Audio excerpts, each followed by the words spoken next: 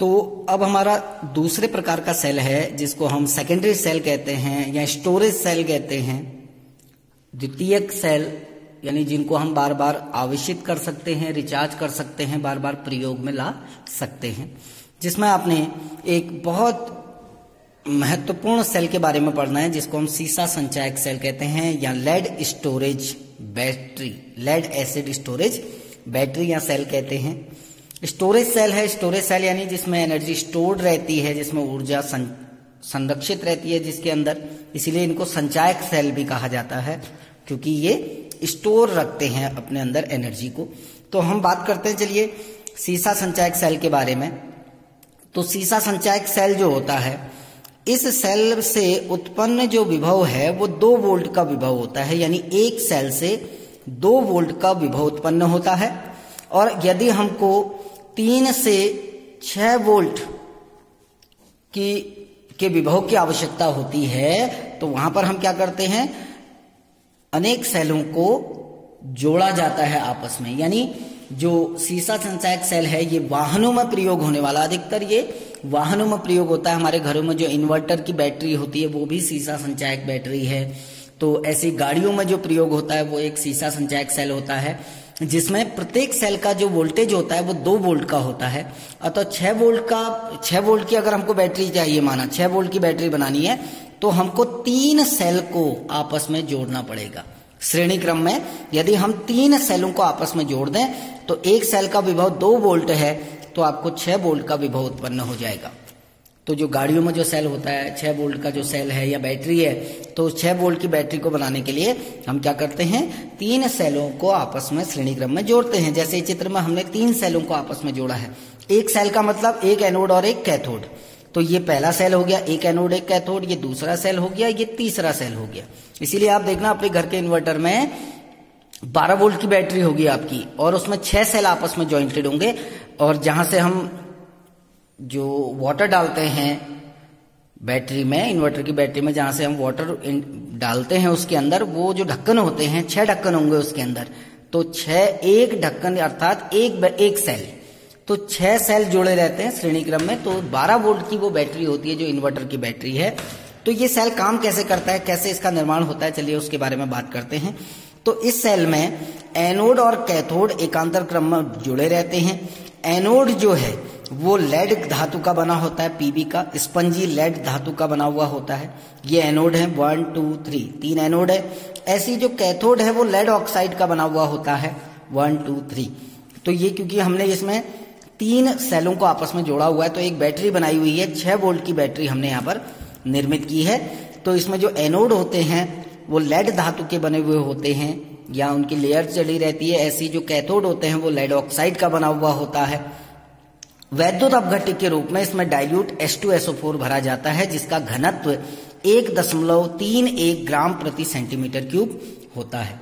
तो इसमें जो वैद्युत अपघट्य भरा रहेगा H2SO4 उसकी जो डेंसिटी होगी वो 1.31 ग्राम पर सेंटीमीटर क्यूब होगी और जो H2SO4 है वो वैद्युत अपघट्य के रूप में कार्य करता है। तो ये तो हमारा जो सीसा संचायक सेल है उसके निर्माण हो गया। अब इसमें होने वाली जो अभिक्रियाएं हैं, ठीक, सबसे पहले हम विआवेशन की अभिक्रियाएं पढ़ते हैं। जब सेल काम करता है, जब विआवेशन यानी जब सेल क्या हो रहा है, डिस्चार्ज हो रहा है, डिस्चार्जिंग की हम अभिक्रियाएं पढ़ते हैं, रिएक्शन पढ़ते हैं। डिस्चार्जिंग के समय क्या होता है, क्योंकि सेल हमें पता है रिडॉक्स अभिक्रिया पे काम करता है। तो पहली जो अभिक्रिया हम पढ़ेंगे एट एनोड।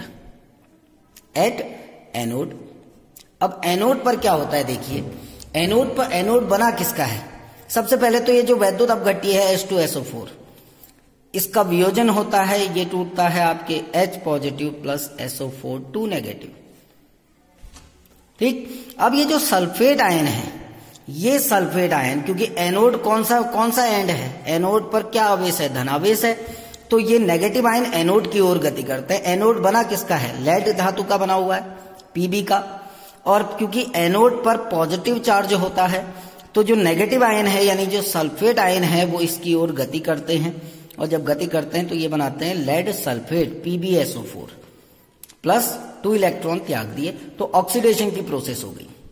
यानी एनोड पर आपका क्या हो गया, ऑक्सीडेशन हो गया। कैसे, एनोड किसका बना था, पीबी का। एनोड पर धनावेश होता है तो कौन सा आयन गति करेंगे, ऋणावेशित आयन। तो SO4 2 नेगेटिव आयन एनोड पर गए, उन्होंने अभिक्रियाएं करी एनोड से और लेड सल्फेट बना दिया। सेकेंड इक्वेशन हम पढ़ेंगे एट कैथोड। दूसरी अभिक्रिया हमारी कहां पर होगी, कैथोड पे। कैथोड कौन सा टर्मिनल होता है, नेगेटिव टर्मिनल होता है। कैथोड पर क्या होता है, रिडक्शन। अब हम रिडक्शन की अभिक्रिया पढ़ेंगे। अब आप देखिए कैथोड किसका बना हुआ है, PbO2 का, PbO2 का।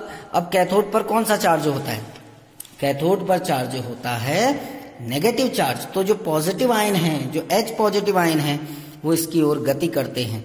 हम इसको ट्वाइस कर लेते हैं, ये 4H पॉजिटिव हो जाएगा और ट्वाइस SO4 2 नेगेटिव, बैलेंस करने के लिए कर रहा हूं। तो जो H पॉजिटिव आयन होते हैं वो कैथोड की ओर गति करते हैं और जो विलयन में सल्फेट आयन बचे हैं वो भी अभिक्रिया में भाग लेते हैं, वो भी अभिक्रिया में भाग लेते हैं। प्लस 2 इलेक्ट्रॉन ग्रहण किए जाते हैं और जब इलेक्ट्रॉन ग्रहण किए जाते हैं तो अपचयन की अभिक्रिया प्रारंभ होती है। और अपचयन से बनता क्या है, देखिए PbO2 plus 4H positive plus SO4 2 negative 2 electron. अब होगा क्या, क्योंकि आवेश बराबर होना चाहिए, 4 इकाई धनावेश है तो 4 इकाई ऋणावेश भी होना चाहिए, इसीलिए मैंने इसको 4H पॉजिटिव किया है। ठीक, अब इक्वेशन क्या हो जाएगी, देखो ये बन जाएगा PbSO4 plus twice H2O, PbSO4 plus twice H2O। Complete हो गई, ये रिडक्शन हो गया। दोनों अभिक्रियाओं को जोड़ दो, संपूर्ण अभिक्रिया निकल आएगी आपकी।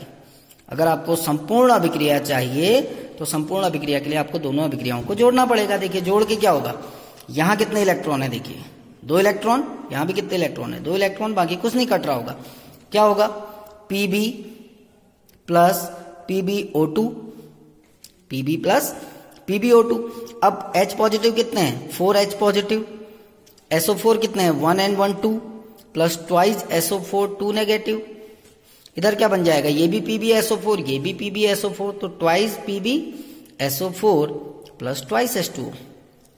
अब ये देखिए, ये 4H पॉजिटिव और 2 SO4 2 नेगेटिव को हम ऐसे भी तो लिख सकते हैं, ट्वाइस H2SO4 लिख सकते हैं ना, लिख सकते हैं। धनावेश ऋणावेश कैंसिल कर देंगे और ये बन जाएंगे H2SO4। अब आप देखिए इस अभिक्रिया में, यानी जो V आवेशन की जो अभिक्रिया है, डिस्चार्जिंग की अभिक्रिया, उसमें H2SO4 का उपयोग हो रहा है। कैसे कह रहे हैं, H2SO4 हमने अभिकारकों की ओर रखा है, अभिकारक की ओर है, तो अभिकारकों का उपयोग होता है रासायनिक अभिक्रिया में, तो H2SO4 का उपयोग हो रहा है।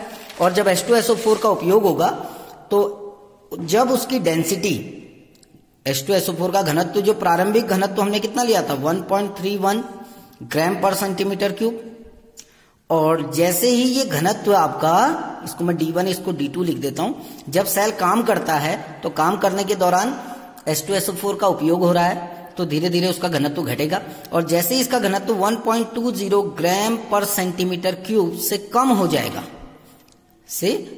जाएगा, तो सेल को फिर से आवेशित करने की आवश्यकता होती है।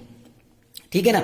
अब आवेशन की अभिक्रिया एग्जाम में बहुत इंपॉर्टेंट है, ये लिखा जाता है कि सीसा संचायक सेल में आवेशन और विआवेशन की अभिक्रिया लिखी, यानी ये रिचार्जिंग की अभिक्रिया है। चार्जिंग, जब हम सेल को चार्ज करते हैं तो चार्जिंग के दौरान क्या होता है, बिल्कुल सिंपल है। अगर आपको ये अभिक्रियाएं याद हैं विआवेशन की, तो आप आवेशन की अभिक्रियाएं आराम से लिख सकते हो। आवेशन की अभिक्रियाएं में क्या होता है, जो विआवेशन में एनोड की अभिक्रियाएं थी वो यहाँ कैथोड की हो जाएंगी, जो वहां कैथोड की अभिक्रियाएं थी वो यहां एनोड की हो जाएंगी। ठीक, और जो वहां उत्पाद थे वो यहां अभिकारक हो जाएंगे और जो अभिकारक थे वो उत्पाद हो जाएंगे। जैसे हम बात करते हैं सबसे पहले एट एनोड। अब ये ध्यान देना, एनोड पर कौन सी अभिक्रियाएं होंगी, जो यहां कैथोड पर हुई थी। गौर से देखिएगा, यहां जो कैथोड की अभिक्रियाएं थी वो वहां एनोड की होंगी, उत्पाद जो हैं वो अभिकारक बन जाएंगे। यानी हम क्या लिखेंगे, PbSO4 प्लस 2H2O। हम यहां पर क्या लिखेंगे, PbSO4 plus 2H2O, PbSO4 plus 2H2O क्या होगा, ये बनेगा आपका, क्या बना था, PbO2 प्लस SO4 2 नेगेटिव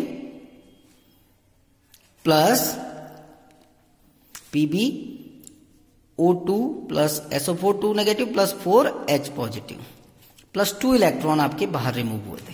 देखो वही अभिक्रिया है, मैंने केवल क्या किया, जो वहां कैथोड की अभिक्रिया थी वो एनोड की हो गई, ठीक, वहां जो उत्पाद थे वो यहां अभिकारक हो गए, तो यहां पर इलेक्ट्रॉन निकल रहे हैं, तो ये ऑक्सीडेशन हो गया।